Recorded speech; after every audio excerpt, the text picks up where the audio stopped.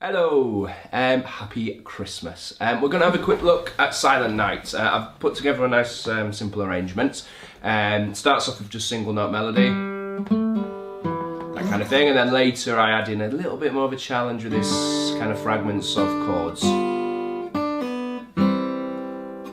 That kind of approach where we're playing the melody but kind of surrounding it with some fuller sounds through kind of putting a bit of the chord in. Now, we'll come to that later. We'll start at the beginning. One thing I need to add, I'm not going to use a plectrum for this. I'm going to use my fingers. It's completely cool to use a plectrum if that's your approach, but I'm going to kind of adopt a finger style approach. So, let's jump in. We start on the G string. And we play an open G string, then use the second finger of the G string to fret the second frets, then another open G, and then we come down to the second fret of the D. So that little fragment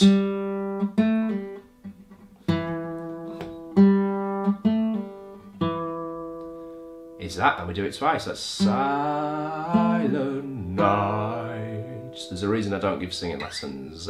We do it twice, and then we hop up to the third fret of the B string, and we play that twice before playing an open B string. Then we play the first fret of the B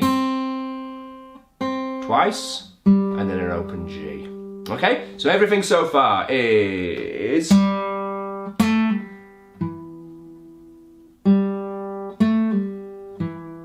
and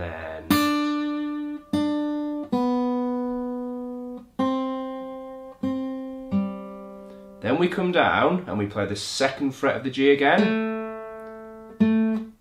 first fret of the B, open B, second fret of the G, then an open G, second fret of the G, open G,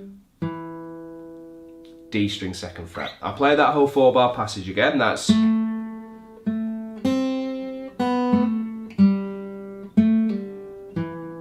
and again.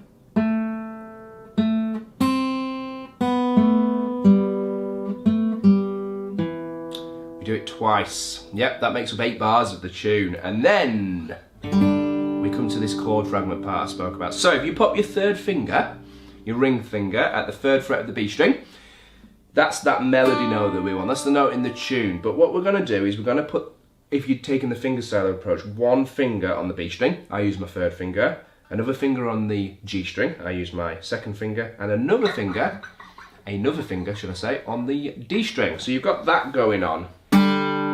So you can kind of flex them in simultaneously and you get the 3 strings vibrating together. So you've got your melody note and 2 notes from the surrounding chord. So we get, play that simultaneously, and then the third finger can get the third fret of the B, and then we move our index finger up to the first fret of the high E, and we take the same approach with 1 finger per string with the picking hand, but now we have those fingers on the G, B and E string, and we trigger it simultaneously, like that. And then we come down and play the third fret of the B, and then the open B. I'll give you those 2 bars together. We had, and then we kind of play part of a C major chord, and we get the D, G and B string, and then we let that ring for 3 beats. Then we keep that held down, it's nice and easy this part, and we move our index, second and third finger up to play the G, B and high E. So we go from, notice how this hand doesn't move, and then it can stay down again because we play the first fret of the B, open G, second fret of the D, and then we play the open G, third fret of the D, open D. I'll play you everything from the kind of start of the chord melody passage. So we get, and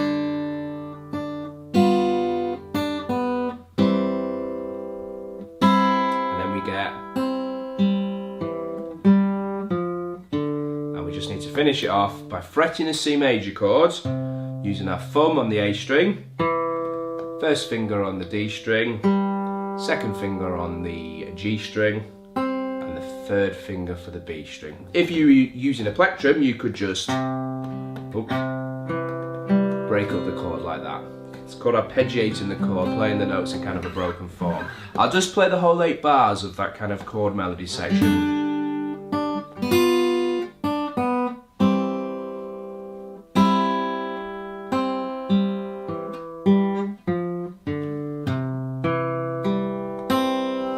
combination of that C major kind of ringing out together.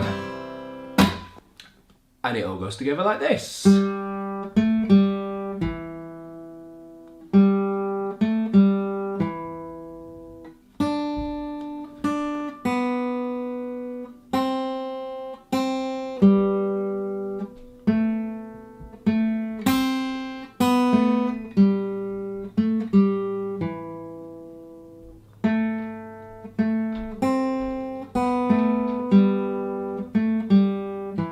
Chord fragment parts. Keep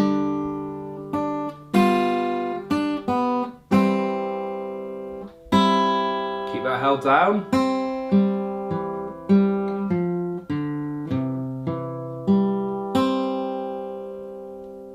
And there we go. Happy Christmas!